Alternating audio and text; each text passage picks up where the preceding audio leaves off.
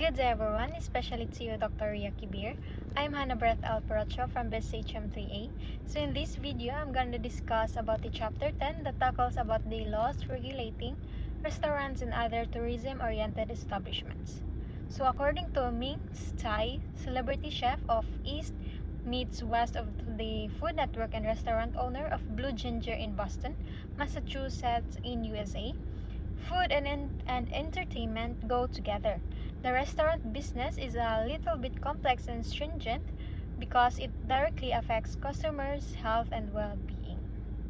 So for the learning objectives, the first one is to enumerate the responsibilities of a restaurant or similar establishment, identify the laws that govern restaurants, caterers, bars, health and fitness clubs, spas, and entertainment outlets, and lastly, cite examples of issues and problems that may arise in restaurants, bars, and other tourism-oriented establishments. So here's the topic outline of this chapter. So let's go to the introduction. So some old and well-known Filipino restaurants have remained popular for a long time because they consistently provide good food and service. Many Filipino restaurants do not last long, but those that maintain high-quality products and services and have loyal customers from different generations stay strong in the market. So the Philippines is also known for its rich arts and culture, which is why the government continues to protect and promote it. According to the 1987 Constitution, there are laws that support the development and appreciation of arts and culture in the country. And these cultural aspects are reflected in museums, historical buildings, galleries, restaurants, entertainment venues, parks, churches, retail shops, and fitness clubs around the Philippines. So in this chapter, it focuses on the laws that regulate restaurants and other tourism-related businesses that contribute to promoting and protecting Filipino arts, culture, and creative expression. And these businesses play an important role in shaping the evolving Filipino national culture. So let's go to the nature and description of business. So we have the restaurant, department store, shop, sports and recreational club, museum, karaoke bar, gallery, tertiary, hospital, spa. And let's go to the first one, the restaurant. A restaurant is any establishment offering to the public refreshments and or meals. Bars and pubs may also be classified under this generic category. It is a place where people go to eat food and drink. They can order food from a menu and the staff will serve it to them. Some restaurants are small and simple while others are big and fancy. So here's the minimum requirements that must be complied with for the operation of restaurant. A restaurant must have an accessible and inviting location with a secure parking area. The reception should have a welcoming staff and a comfortable waiting area. And also the dining space must be clean, spacious, and well-maintained, offering high-quality food with good presentation. Staff should be well-trained, courteous, and neatly groomed. The bar must be stocked with drinks, and comfort room should always be clean with complete amenities. The kitchen and storage areas must follow strict hygiene and sanitation practices. Proper lighting, ventilation, and safety measures, including fire safety and pest control, must always be observed. Restaurants can be classified into casual dining, cafes, fast food, fine dining, and also bars or pubs. So let's go to the second one, the department store. A department store is a store that sells or carries several lines of merchandise that is organized into separate sections for the purpose of promotion, service, accounting, and control. A department store is a large retail establishment that offers a wide variety of products such as clothing, shoes, cosmetics, home appliances, furniture, electronics, and more under one roof. It is also divided into different sections or departments to make shopping easier and more organized for customers. Because each department has its own area, sales staff, and cashier system in order to ensure smooth service and control. And for the example of department stores are the Robinsons, Gaisano, Rostans, and Isitan, where people can conveniently shop for different items in one place. So the third one is the shop. So a shop is a small retail establishment that specializes in selling a particular line of goods or services such as clothing, accessories, souvenirs, food, electronics, or home essentials. Shops also have fewer products compared to department stores and cater to a specific customer's needs. Some shops may focus on selling handmade products, local souvenirs, or branded items. Example of shops include Pen Shop, Island Souvenirs, Pape Molorote, and Kulturang Pinoy, which are also popular for their unique and specific products. So here are the minimum requirements that must be complied with for the operation of department store and also the shop. So shops and department stores should be located in major streets, malls, or shopping centers with attractive and well-lit entrances and displays. The interior must be presentable, air-conditioned, and functional. Clean restrooms and accessible parking spaces should be provided. Staff must be well-groomed, polite, and efficient, ensuring clear price tags and official receipts with complete store information. Products should always be available, and the shop must contain cleanliness inside and outside. Antique shops must issue certificates of authenticity. Lastly, for examples of department stores and shops like Island Souvenirs, Pen Shop Robinsons, and Gaisan. And let's go to the fourth one, the sports and recreational club. So sports and recreational clubs refers to a place that offer entertainment, physical activities, and relaxation services. This includes theme parks, amusement parks, fitness centers, and spas. And they also provide customers with a place to enjoy leisure activities, exercise, and recreational experiences, such as spas, however, follow different accreditation standards. So here are the minimum requirements that must be complied with for the operation of the sports and recreational club. So in sports and recreational clubs or centers should be located in accessible and welcoming areas with secure parking for visitors. The building's design must be presentable and security measures should be in place. A receptionist and a waiting lounge must be provided in order to assist the guests. And the dining area should be clean, spacious, and comfortable with the well-maintained furniture and separate restrooms for males and females. Additional facilities like lockers, dressing rooms, and shower cubicles must be available for guests. Sports and recreational equipment should be in good condition to ensure customer safety and enjoyment. So examples of these establishments include sports centers, theme parks, cinemas, and theaters, which promote physical activity, entertainment, and social interaction. So the fifth one is the museum. So a museum is an institution that preserves and showcases historical, cultural, artistic, and scientific artifacts for public viewing and education. It should be a member of the National Committee on Museums in order to ensure its credibility and quality service to the public. Museums play a significant role in promoting the country's rich culture and history. So here is the minimum requirements that must be complied with for the operation of the museum. So a museum should be located in an accessible and pleasant area with clear entry and exit points, along with a secured and spacious parking space for visitors. The building designs must be also attractive and suitable for its purpose. Proper security measures should always be in place to protect visitors and also the artifacts, and the receptionist must be available to assist the guests. Facilities such as conference rooms, auditoriums, and libraries should be provided for events, seminars, and research purposes. It should have the clean and separate restrooms must also be available. Some examples of museums include National Museum, Ayala Museum, Provincial Museum of Iloilo, and San Agustin Museum. And for the sixth one, the karaoke bar. So karaoke bars are the entertainment establishments where customers can sing along to popular songs using a microphone and sound system. They also provide a relaxing and enjoyable space for guests to have fun with friends or family.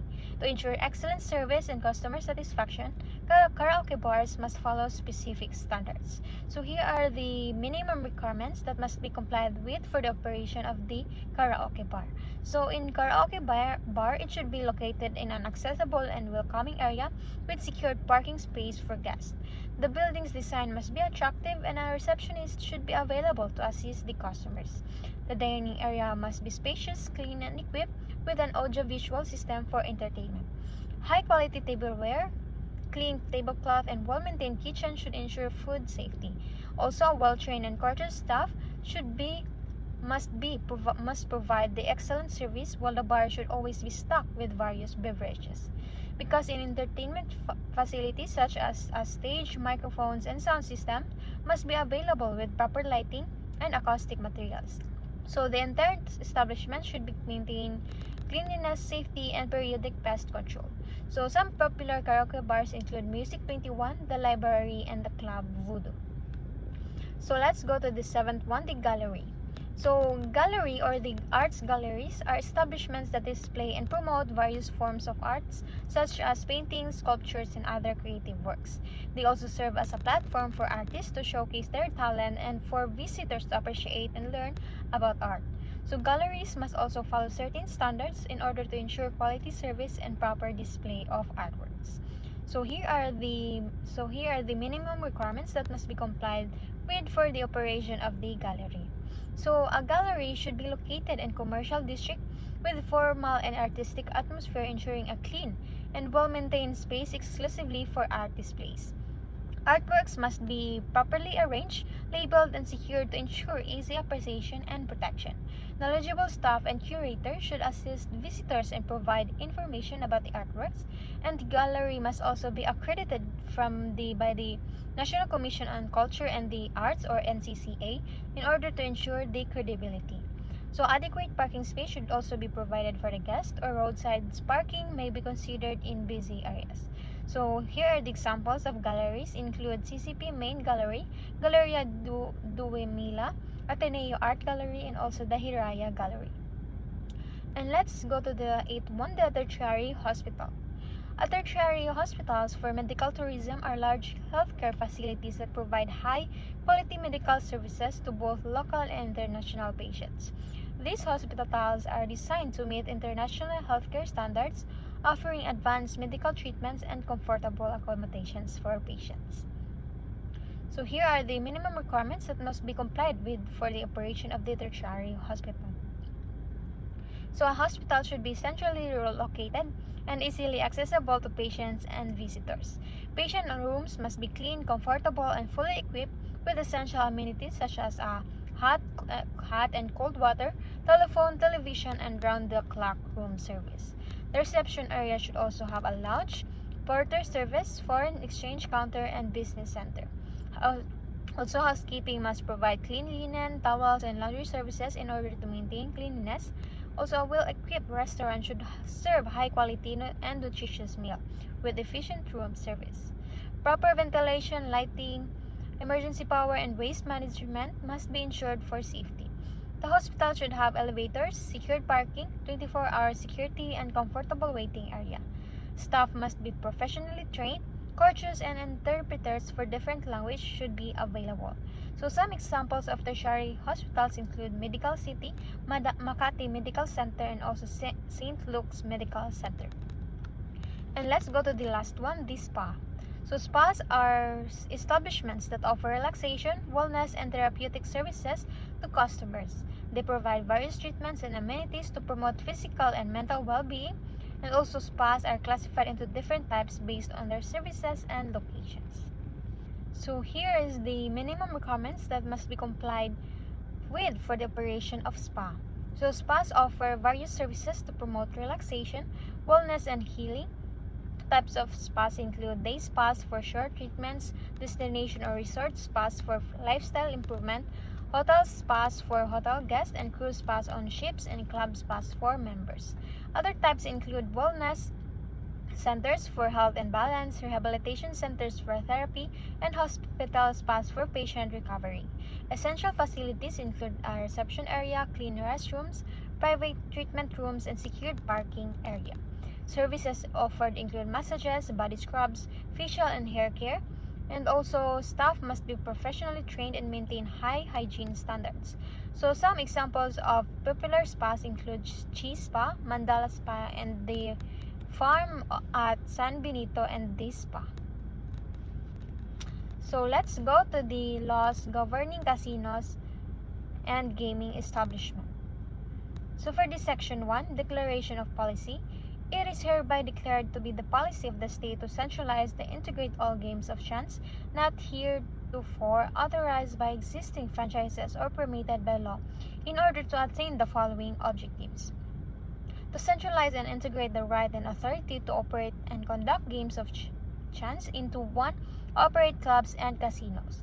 For amusement and recreation, including sports gaming pools such as basketballs, footballs, lotteries, and etc., and such other forms of amusement and recreation, including games of chance, which may be allowed by law within the territorial jurisdiction of the Philippines, and which will: first one is to generate sources of additional revenue to fund infrastructure and social-civic projects such as flood control programs, beautification, sewerage and sewage projects, tulungan ng bayan centers, nutritional programs, population control, and such other essential public services.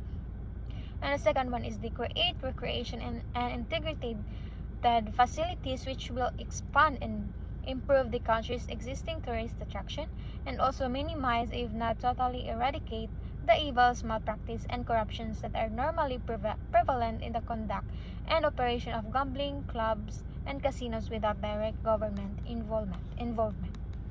So it means that the government wants to control and manage all gambling activities under one organization, and this ensures that all casino and gaming operations follow the law and contribute to the country's economy.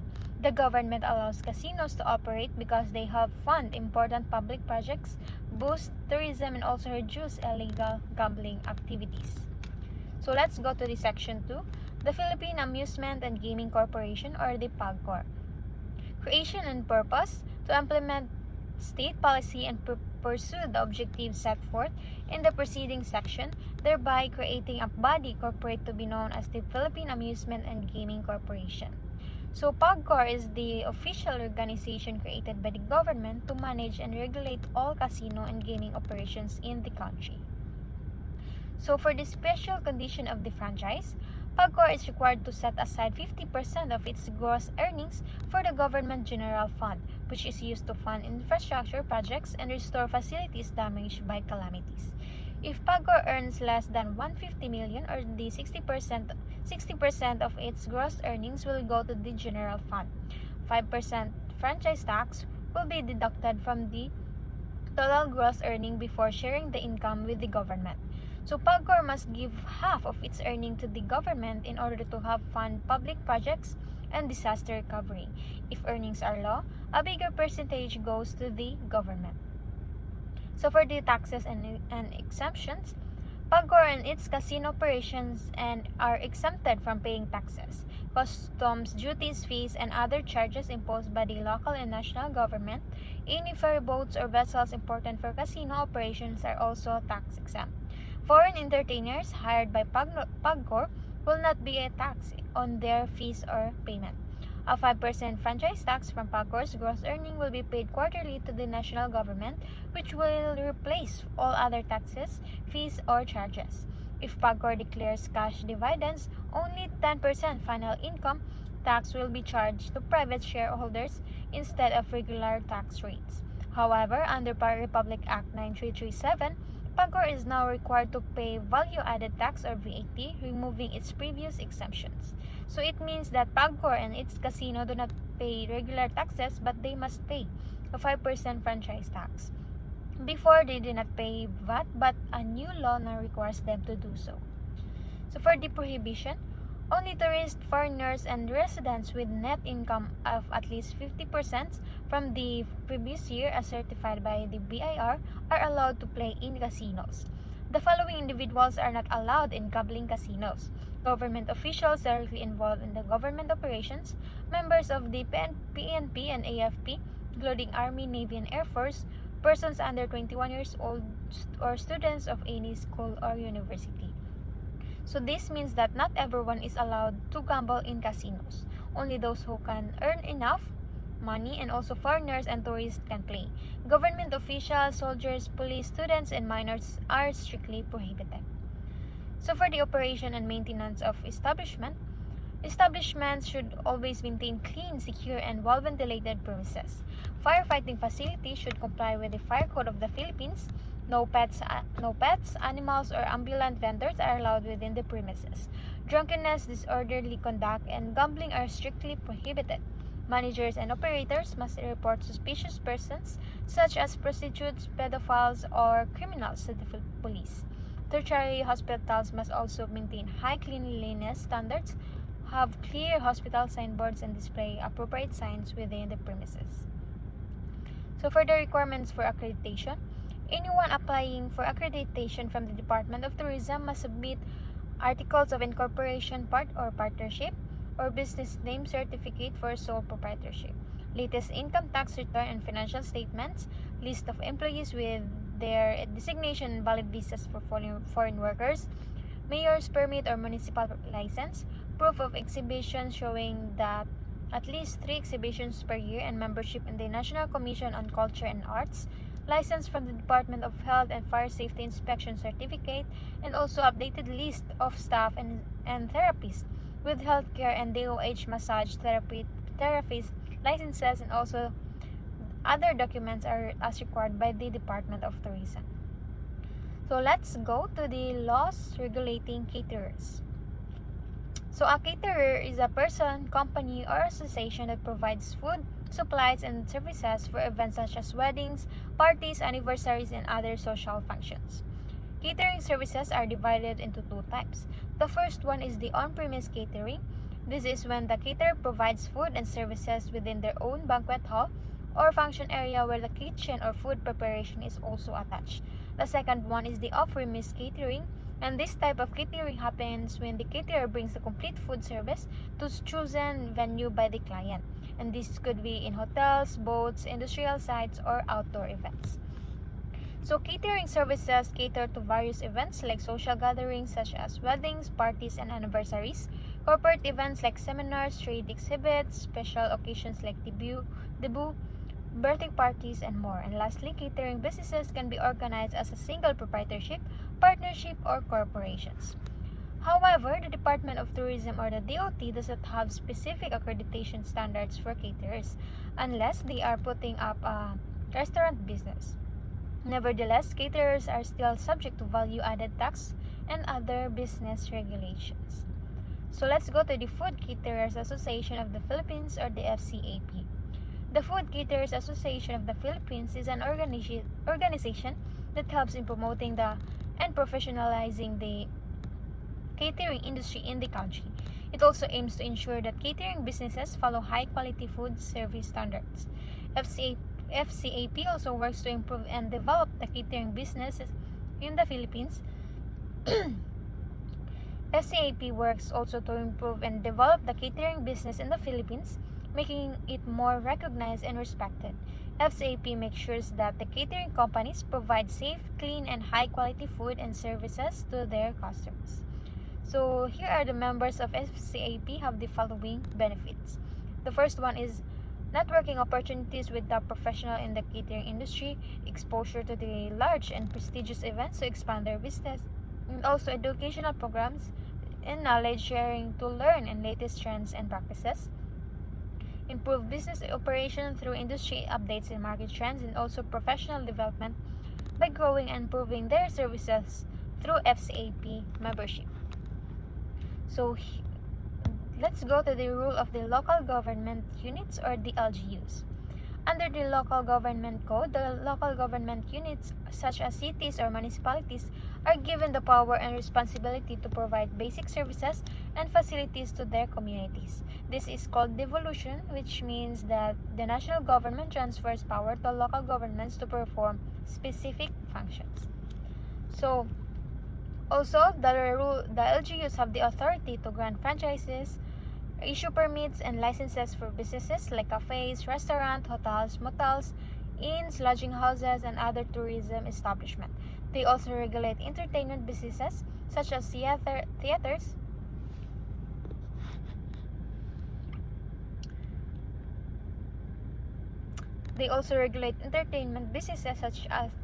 theaters, circuses, billiard halls, dance schools, massage parlors, and other places of amusement. If these businesses disturb or harm the community, the LGUs have the power to suspend, regulate, or stop their operations. However, their role is to regulate and not totally prohibit these businesses unless necessary for public welfare. So let's go to the rule of the Bureau of Food and Drugs, or the BFAD. The Bureau of Food and Drugs, or the BFAD, now known as the Food and Drug Administration, or FDA, was created under Republic Act 3720, also known as the Food, Drug, and Cosmetic Act. Its main purpose is to ensure the safety, quality, and proper distribution of food, drugs, cosmetics, and medical devices to protect public health. Any business that sells, distributes, or manufactures processed foods, drugs, cosmetic, and medical devices, or household products must secure a license to operate from BFAD or FDA to ensure that the products they offer are safe, effective, and properly labeled. This license should be displayed in their establishments for transparency and to show that they are legally operating. So let's go to the retail trade law. So this law is the act defines retail trade to cover any occupation or calling of habitually selling direct to the general public merchandise, commodities, or goods for consumption, but the restrictions of the act shall not apply to restaurants incidental to the hotel business. So this retail trade refers to the businesses that regularly sell products directly to the customers for their personal use. Hotels that operate restaurants are not affected by the rules and restrictions of this law on retail trade. So here are the qualification of foreign investors. So foreign investors must meet some requirements before doing business in the Philippines. They must have a net worth of $200 million, at least 5 operating stores worldwide, and a 5-year track record in retailing. Also, the investor's home country must allow Filipino retailers to do business there, and also the Department of Trade and Industry is responsible for approving foreign retailers and ensuring they follow the law. However, foreign businesses are not allowed to sell through mobile stores, sales representatives, or door-to-door services. And let's go to the National Internal Revenue Code of 1997. So the National Internal Revenue Code of 1997, as amended by the Republic Act 9334, requires the payment of excise taxes on alcohol products based on their alcohol content. This law ensures that the sale and distribution of alcohol contribute to the government's revenue.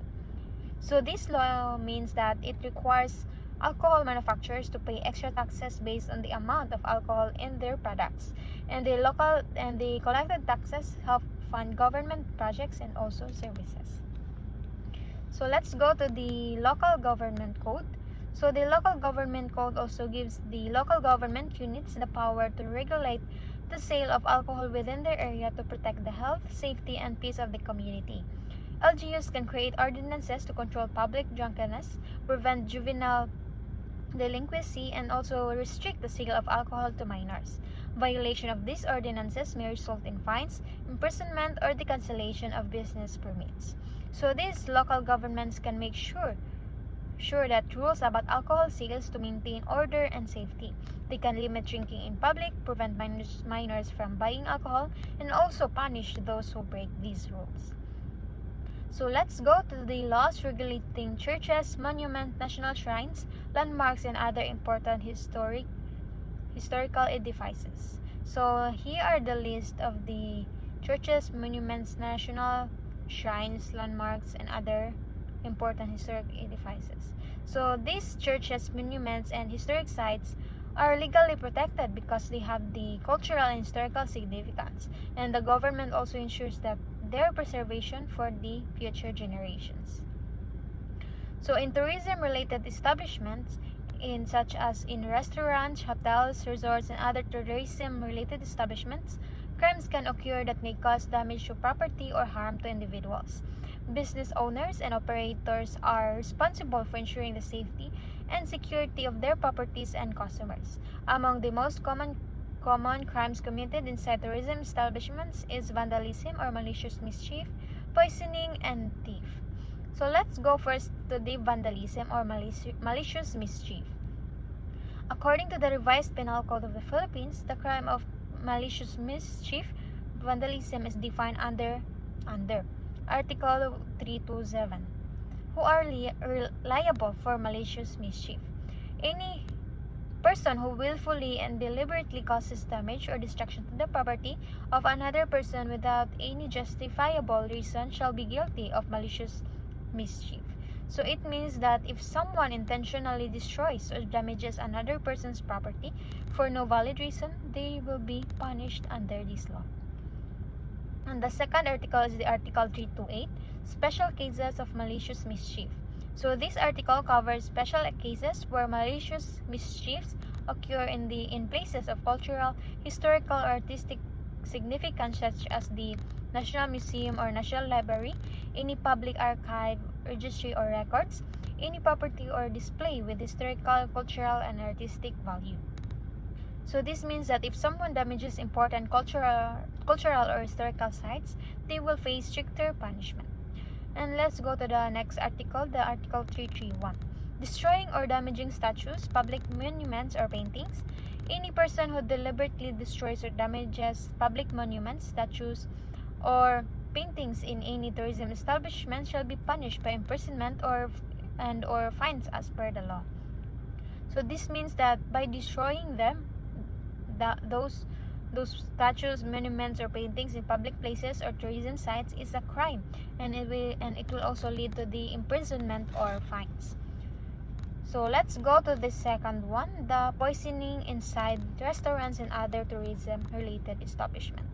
So in restaurants, hotels, resorts, and other tourism-related establishments, poisoning is a serious crime that can cause physical harm or even death to the customers. The act of administering harmful substances or beverages, whether intentional or accidental, can lead to severe legal consequences for both the perpetrator and the establishment where it occurred. Here are the law on poisoning. According to the revised Penal Code of the Philippines, the following articles cover the crime of poisoning. The first one is the Article 264. Administering injurious substances or beverages. Any person who knowingly administers or mixes any injurious substance or beverage to another person that may cause serious physical injury without the intention to kill shall be punished accordingly.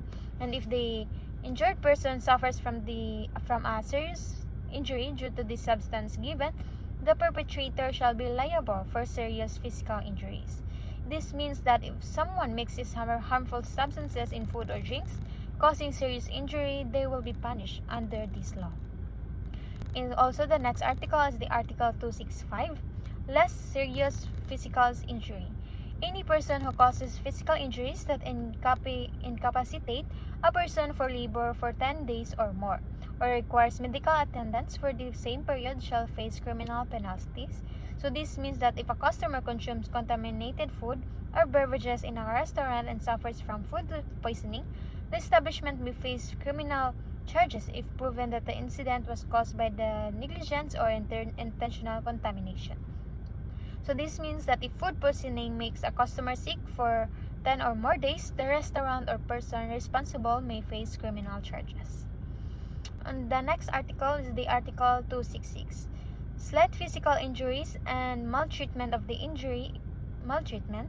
If the injury or sickness caused by poisoning results in the incapacitation for labor from 1 to 9 days, the offender shall be penalized or arrest to minor or imprisonment or fine not exceeding 200 pesos.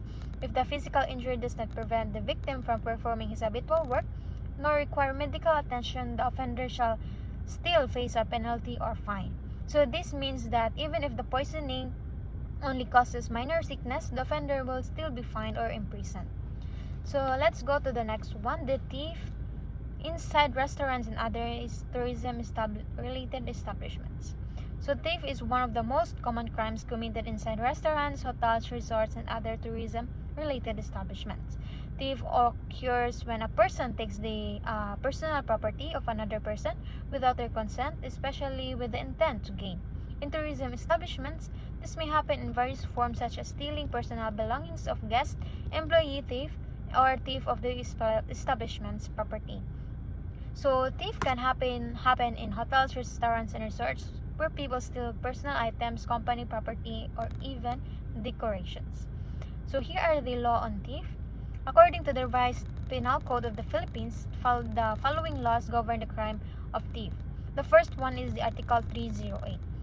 So who are liable for theft? Any person who intentionally takes the personal property of another person without their consent and without the use of violence, intimidation, or force shall be guilty of theft. In the context of tourism establishment, theft commonly occurs in guest belongings inside hotel rooms, restaurants, resorts, or entertainment areas. employees stealing company property like supplies, equipment, or cash, visitors stealing decorative items, utensils, or property from hotels or restaurants, and this crime is punishable by imprisonment or fine depending on the value of the stolen item. So this means that taking someone's belongings without permission, even without using violence, is considered theft and is punishable by law. The next article is the Article 310. The qualified thief. So a qualified thief happens when the crime is committed with grave abuse of confidence. This is most applicable in hotels, resorts, and restaurants where employees such as hotel staff, waiters, cleaners, or maintenance personnel are entrusted with guest belongings and use this opportunity to steal. If the thief was committed by a staff member or someone with a position of trust, the penalty is 2 degrees higher than the regular punishment for thief. So this means that if an employee steals from their workplace, they will face stricter punishment than regular thief cases. And the next one is the last one is the Article 311. Thief of the property of the National Library and National Museum. So this article addresses thief of public property, specifically from places like the National Museum, National Library, and any government-protected cultural site. So in tourism establishments that have historical artifacts, artworks, or cultural displays, the law provides harsher penalties for those who steal or damage these cultural items. So this means that stealing from museums, libraries, or cultural sites leads to stricter punishments because these places hold valuable and historical items. So here are the failure to prevent thief may lead to legal consequences such as civil liability of the establishment, criminal liability of employees, revocation of business permit, and also increased penalties for thief of national property.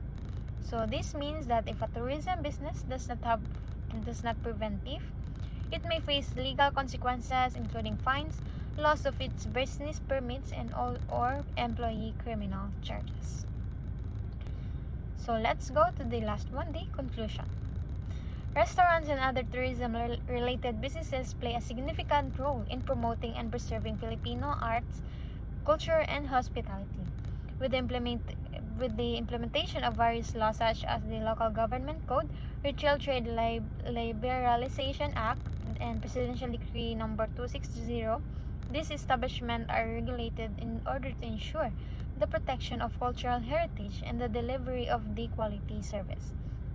These laws not only promote fair business practices but also safeguard historical sites, cultural landmarks, and public welfare, contributing to the continuous growth of the tourism industry and the preservation of Filipino identity. So that would be all for the chapter 10 that tackles about the laws regulating restaurants and other tourism-oriented establishments. Thank you for listening, and again, I'm Hanna from BSHM 3A. Thank you for listening, and goodbye.